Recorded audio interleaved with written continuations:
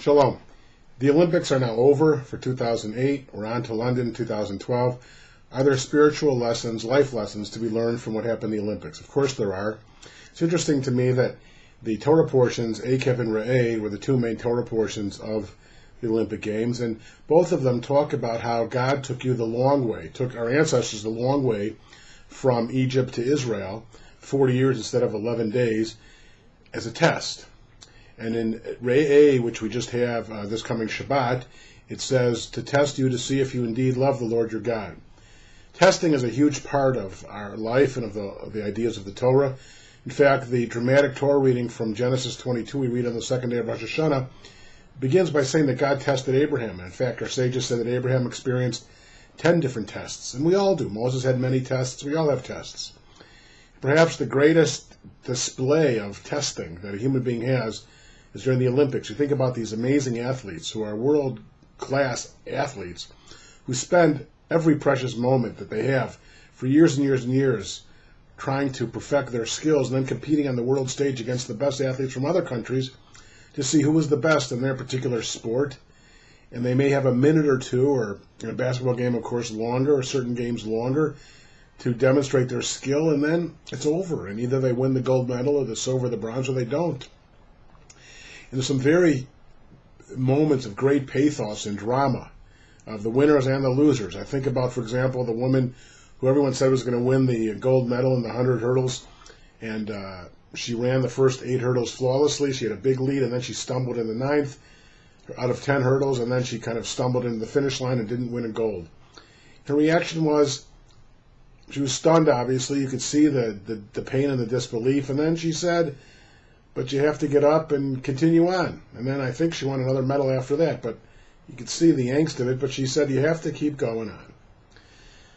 Bob Beamon, who won the long jump decades ago, I remember the extraordinary event of he jumped further than any human being ever had, I think any ever had since. And he said in an interview recently about these Olympics, thinking back 4 decades ago, when he did that extraordinary feat, he said, now what? It's interesting that the Hebrew word in the Torah for test is very similar to the word for miracle. Nun samach is the root of both of them. God tested you in Nisayon, and then we say Nes Gadol, a great miracle, happened on Hanukkah. And so it was almost a miracle how far he jumped, and he said, well, now what? And then he said he has other things to attend to, real life, like college and marriage and having children. He looks back at it now, the gold medal was fantastic, but real life happens.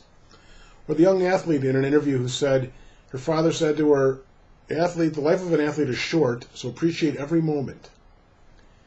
Well, how true that is for us, too. Our lives as athletes are not that long. We have long lives, of course, longer lives than an athlete has as an athlete, but still it's short compared to eternity, and we have to appreciate every moment.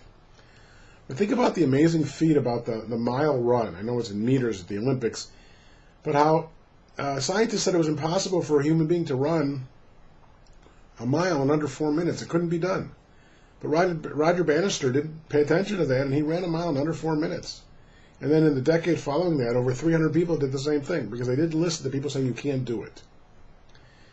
See, they're just some of the stories of the Olympics, the improbable winners, the people that won because somebody else failed, or the people that prepare, as this woman in the 100 hurdles said, she prepared constantly, and twice a year she would hit a hurdle. The rest of the time she didn't hit a hurdle. It happened to be that on the day of the most important race of her life, she hit the hurdle, and she didn't win. Today she said, I wasn't meant to be a champion today. But you go on.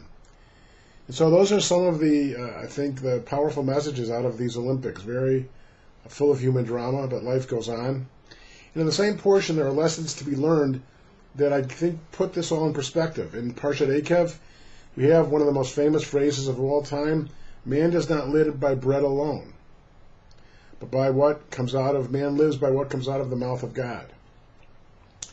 And it says in that same passage, what does God ask of you? God asks you to revere and be in awe of God, to walk in God's ways, to love God with all your heart and soul, to observe the commandments, to serve God, avodah. That's what God asks of you. And so whatever these tests are, if we fail in a test, we experience a failure, we have to see it as a positive learning opportunity. Always remember, though, that we do not live by bread alone or by these athletic achievements or by other achievements. What we are measured by is following what comes out of the mouth of the Lord. And what God asks of us, Shoel, what does God ask? God asks that we do those things, that we follow in God's ways, that we love God, that we observe God's commandments, that we serve God. That is the key.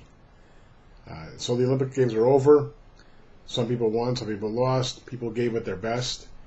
We had a limited vision of perfection and the likes of Michael Phelps, but for other people it was working very hard and testing yourself, being tested by others. Sometimes people were judged, and I didn't think the judging was that fair, maybe.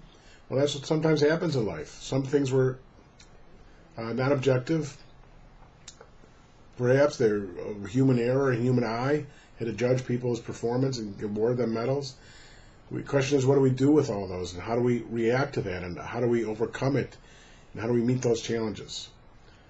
God says in Ekev Reah, I test you. I tested your ancestors, and we are tested every day.